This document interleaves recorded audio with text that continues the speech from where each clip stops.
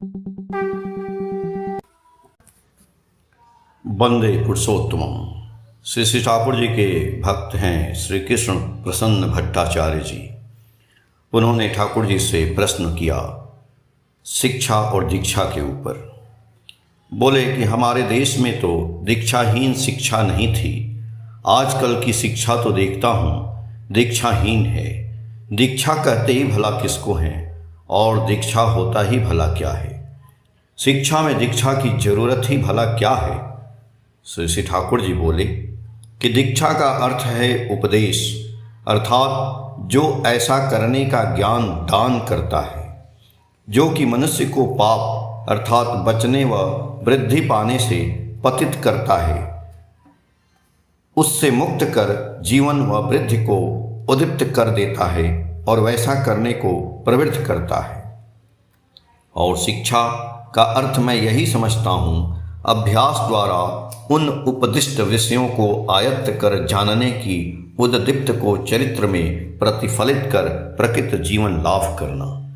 वैसा होने पर ही दीक्षा के बिना शिक्षा कैसे संभव हो सकती है?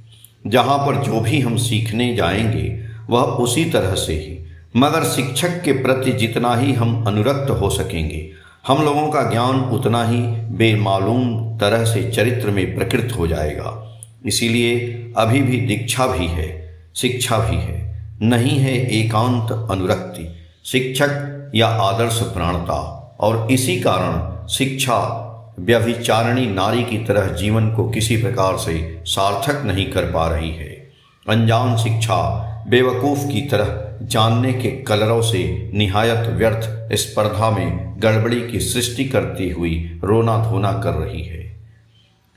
फिर उन्होंने प्रश्न किया कि विश्वविद्यालय में तो अनेक प्रोफेसर से पढ़ना पड़ता है, इससे प्रत्येक के प्रति अनुरक्ति होने पर एकानुरक्ति संभव होगा भी तो कैसे?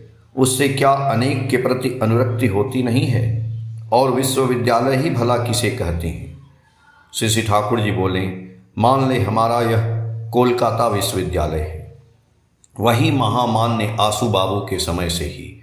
मान लें वे कोलकाता विश्वविद्यालय के आचार्य आदर्श या ऋषि थे।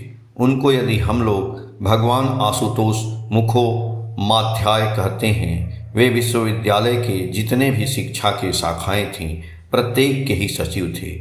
शिक्षा को किस तरह से नियंत्रित करना होगा, सभी अध्यापकों को उपदेश देने की व्यवस्था करते और सभी क्या शिक्षक क्या छात्र उसी भाव प्रेम व व्यवस्था के दौरान उसमें आकृष्ट होकर रहते। छात्रगण सोचते वे शिक्षा के पारदर्शी होने पर वे कितना उत्फुल्ल होंगे। शिक्षकगण सोचते छात्रगण विशेष रूप से पारदर्शी होने पर वे उनके छात्रों को लेकर कितना ही आमोद में उल्लसित हो पड़ेंगे। यह प्रलोभन ही शिक्षक व छात्रों की मानो एक प्रेरणा बन जाएगा। वे वास्तव रूप से प्रत्येक छात्र व शिक्षक की सेवा में सभी के स्वार्थ केंद्र बन गए थे। इसीलिए छात्र शिक्षक व विश्वविद्यालय का सब कुछ उसी भगवान आशुतोष में सार्थक होने के लिए उद्ग्रीव होकर रहते। उनके पोषण व पुष्टि की ओर सभी में मानो एक स्वाभाविक झोंक थी। उनकी तृप्ति व तुष्टि में सब कुछ लेकर तृप्त व तुष्ट होकर प्रत्येक आनंद के अभिनंदन मुखर आलोड़न हो जाते।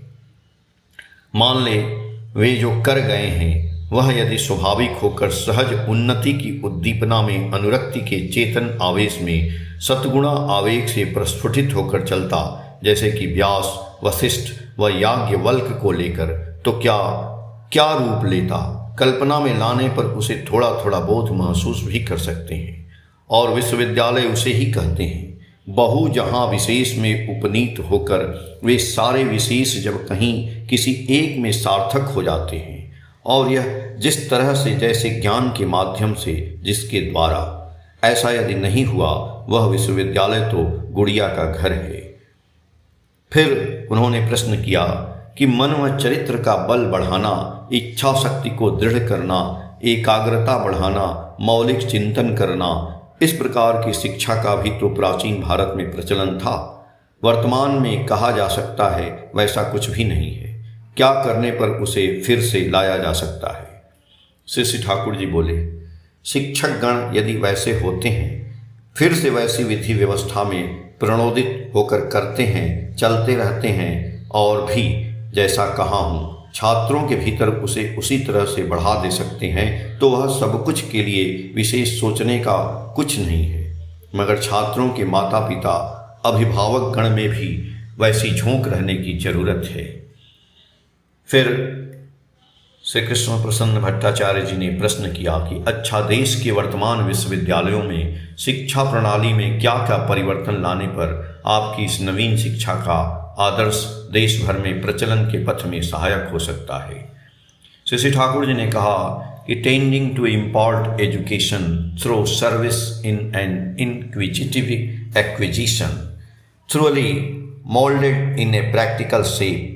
मूल बात है मनुष्य के बचने बढ़ने को बेसिस बनाकर उसके कौशल का मैन्युफैक्चर एंड मैनिपुलेशन जैसे हो सकता है, जैसे जैसे हो सकता है उस तरह से to supply the practical needs of every individual environment, और उन सब बातों के माध्यम से सब कुछ में ही एक वास्तविक अभिव्यक्ति के द्वारा उसे फिर कोई भी ब्रांच ऑफ एजुकेशन या सब लेकर डेली लाइफ के यूजफुल कौशल की आपूर्ति की जा सकती है। ऐसे कॉमन सेंस का इस्तेमाल किया जा सकता है। इस प्रकार से और इसके ही माध्यम से इसे और भी एक्सीलरेट करने के लिए थ्योरेटिकल को जिस तरह से जितना अधिक प्रयोजन है उसे पकड़कर जो करने पर प्रत्येकों फिर हाय नौकरी कहकर एक हताश विक्षिप्त मृत्यु के भवन में पड़ना न पड़े, यही है विश्वविद्यालय की मेरी परिकल्पना। फिर उन्होंने प्रश्न किया कि अच्छा, एजुकेशन आप किसे कहती हैं, एजुकेशन का अर्थ क्या है? श्री ठाकुर जी ने कहा, मुझे लगता है systematic organisation of habits and instinct with the purpose of fulfilling the becoming of life by a graduated active manipulation of behavior may be called education। फिर उन्होंने प्रश्न किया कि आपके मतानुसार तो विज्ञान, साहित्य, दर्शन, इतिहास इत्यादि शिक्षा कैसी होनी उचित है? श्री ठाकुर जी बोले, वस्तु या विषय को इनक्विजिटिव पर्यवेक्षण के माध्यम से अच्छी तरह से खोज कर जीवन के अनुकूल करने की झोंक की सृष्टि करते हुए वास्तव में कर्म के द्वारा कॉमन सेंस को नॉर्मली ग्रो कराने के लिए विज्ञान शिक्षा विद प्रैक्टिकल मैनिपुलेशन अनुपातिक इंडस्ट्रीज के माध्यम से करना ही है, और ऐसी व्यवस्था करनी ही है कि थ्योरेटिकल एस्पेक्ट जो है उनके भीतर से सहज रूप से ग्रो करे, और जीवन घटना व अव्यवस्था को मैनिपुलेट करते हुए कैसे जीवन को with a practical move further becoming में एक्सीलरेट किया जा सकता है, जितना संभव हो त्रुटि रहित रूप से विभिन्न तरीके से विकसित करते हुए आदर्श को मुखर कर दिया जा सकता है। वास्तव परिकल्पना से इस प्रकार का साहित्य जीवन के लिए जो एक अमृत पथ है उसे उसी तरह से ही मनुष्य के निकट हाजिर करना उचित है। उसके बाद है दर्शन। इस दर्शन को भी पहले पढ़ाने से बेहतर है कि विज्ञान व वास्तव दुनिया के चलन में अभिनिवेश सहित अनुधावन के द्वारा विकसित कर लेना, और उनको वेरीफाई करने के लिए मनीषियों के एक्सपीरियंस को स्टडी करना होगा। उसके बाद ही वह दर्शन हम लोगों को प्रैक्टिकल रूप से जीवन नशा में उन्नत कर दे सकता है। और इतिहास, वही इतिहास ही सक्सेसफुल है जिसमें कि देश या जीवन का ग्लोइंग पुश है, अर्थात जिससे जीवन यापन कर विकसित हुए हैं जिस तरह से, उसी तरह से वह यथास्वरूप से नैरेट किया रहता है। मनुष्य के जीवन में उतना भर एक्ट कर एक विराट जीवन गठित कर दे सके, मगर एक्सपोजिशन ऑफ लाइफ के उस ग्लोइंग पॉइंट को छोड़कर मनुष्य लाख अनुसरण करने पर भी किसी तरह से ही वैसा नहीं हो सकेगा, बल्कि वैसा करने के क्रम में मनुष्य का जीवन ऐसा एक बेमेल कुत्सित हो जाता है जिसमें कि उसका आसपास पारिपार्श्विक सहित असहाय अवसाद उन्माद प्रश्रवण में बदन ढालकर सर्वनाश में बर्बाद हो जाता है। सुना हूँ जैसे हमारे देश में थे ईश्वर चंद्र विद्यासागर, गुरुदास बाबू हाई कोर्ट के जज, सर आशुतोष पाश्चात्य देश के नेपोलियन, एलेक्जेंडर प्रमुख, उन लोगों में थी अकाट्य मातृभक्ति, और वे अपने माताओं की जीवन भर की जैसी जैसी जो चाह थी उनको सुने थे। वैसी मातृभक्ति युक्त मातृचा उन सभी को उद्दीप्त करते हुए ही मानो वैसा बना दिया था। इसी प्रकार प्रत्येक लोगों के पीछे ही उसका लाइफ अर्ज जहाँ जिस तरह से आबद्ध रहता है, जीवन भी उसी तरह से विभिन्न अभिव्यक्ति लेकर विकसित हो जाता है। यही असल ग्लोइंग पॉइंट है। इतिहास यदि इसका आविष्कार न कर जीवन की विभिन्नताओं को केवल नैरेट करता रहता है, वह इतिहास मनुष्य के जीवन के लिए कितना यूजफुल है, यह सोचने का विषय है। तो कौन कौन शिक्षा कैसा कैसा रहना उचित है, मैं अपने समझ मुताबिक जो है उसे संक्षिप्त रूप से मोटा मोटी कह दिया हूँ। मेरी धारणा है उसी तरह से यदि शिक्षा की पद्धति बनती है, मनुष्य अपने टेम्परामेंटल इंस्टिंक्ट मुताबिक जितना अधिक एलिवेटेड हो सकता है, और ऐसा होना ही होगा। फिर प्रश्न पूछा गया कि हम लोगों के देश में ढाका और कलकत्ता विश्वविद्यालय के सिवाय उत्तर बंग, पूर्व बंग में दूसरा विश्वविद्यालय नहीं है। बड़े बड़े कतिपय विश्वविद्यालय राष्ट्र के उन्नयन के लिए अनुकूल है, या छोटे छोटे अनेक विश्वविद्यालय की जरूरत है। श्री ठाकुर जी बोले, बचने बढ़ने के अनुपातिक शिक्षा का वैशिष्ट रखकर जितना अधिक विश्वविद्यालय हो उतना अच्छा है, जिससे कि जो विश्वविद्यालय की कुछ भी कल्पना नहीं कर सकते हैं, वे भी एजुकेशन का फैसिलिटी पाए। कारण व्यक्ति, समाज व देश जीवन वृद्धि में हमेशा से ही नियंत्रित होते हैं उस एजुकेशन से ही। इसीलिए एजुकेशन का प्रसार और प्रताप मनुष्य के जीवन में जितना ही बढ़े उतना ही मंगल है। मुझे लगता है एक एक फैमिली यदि एक एक बिग स्कूल होता तो और भी अच्छा होता। फिर प्रश्न पूछा गया कि प्राथमिक शिक्षा कंपलसरी करने का जो आंदोलन सारे देश में चल रहा है, उसकी धारा कैसी होने पर राष्ट्र का वास्तविक उन्नयन संभव हो सकता है। श्री ठाकुर जी बोले कि प्राइमरी एजुकेशन मुझे लगता है up to present matric standard compulsory होना उचित है। यह थ्रूअली प्रैक्टिकल नेचर के माध्यम से ताकि ग्रो करे, वैसी व्यवस्था करना उचित है। प्रैक्टिकल में चुस्त रहकर यदि थ्योरेटिकल में थोड़ी बहुत कमी भी रहती है, उसे लेकर ज़्यादा बल नहीं देने पर भी चल सकता है। कारण वास्तव रूप से जानने के माध्यम से मनुष्य के इंस्टिंक्ट एवं टेम्परामेंट अनुपातिक थ्योरेटिकल है, जो वह ऑटोमेटिकली विकसित होते ही रहता है।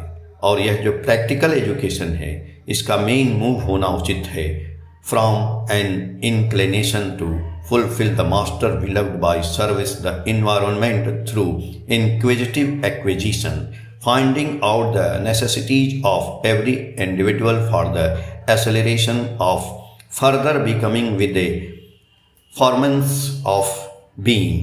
As a common sense, प्रत्येक स्टूडेंट के भीतर यदि विद ए प्रैक्टिकल मैनिपुलेशन यह ग्रो करता है, तो वे वही आकर ठहरेंगे जहाँ से सर्विस देकर परिपार्श्विक जिनको सर्विस दिया गया है, उनके स्वार्थ होकर जीवन चलन का कौशल निसंदेह संग्रह कर सकता है। उस संबंध में सोचने पर भी आनंद होता है। फिर कंपलसरी प्राइमरी एजुकेशन लेकर ही यदि शोरगुल किया जाता है और उक्त तरीका एज ए कॉमन सेंस ताकि छात्रों के भीतर विकसित करने की चेष्टा नहीं की जाती है, तो जितनी भी विद्या, जितने डिग्री भी हो, बेकार समस्या का डिग्री भी वह उतना ही होगा। वह तो स्वचक्षु से देख पा रहे हैं। मेरी तो यही धारणा है। सुना हूँ इंग्लैंड ICS ट्रेनिंग शायद बहुत हद तक वैसा ही है, इसीलिए शायद दिखता है ICS जो है उनमें अधिकांश ही successful in their field of service है। हमने हम लोगों के मैट्रिक स्टैंडर्ड के कंपलसरी प्राइमरी एजुकेशन की जो बात कहा है, उस तरह से मिनिएचर ICS मुताबिक ब्रिंगिंग अप कर पाने से ही शायद बहुत हद तक सार्थक हुआ जा सकता है। फिर प्रश्न पूछा गया कि अच्छा, मनु में है नारी का विवाह ही एकमात्र संस्कार है, नारी की शिक्षा, उपनयन, दीक्षा वगैरह और कोई संस्कार नहीं है, इसका अर्थ क्या है? श्री ठाकुर जी बोले, कन्या को उपयुक्त रूप से शिक्षा दान का उपदेश भगवान मनु तो विशेष रूप से ही दिए हैं। कन्या को उसके वैशिष्ट में उद्दीप्त कर शिक्षित करना ही धर्म है और नारी पुरुष की सहधर्मिणी है। ऐसा ही भाव आर्य ऋषिगण ने दिखाया है। इसीलिए लड़कियों को उपयुक्त उम्र में उसके वागदान करने की विधि है। स्वामी का आदर्श ही नारी का आदर्श है और स्वामी का अर्थ ही है पुरुष, मानो नारी की सत्ता है। स्वामी शब्द का अर्थ भी वही है। इसीलिए विवाह ही नारी का एकमात्र संस्कार है। जय गुरु।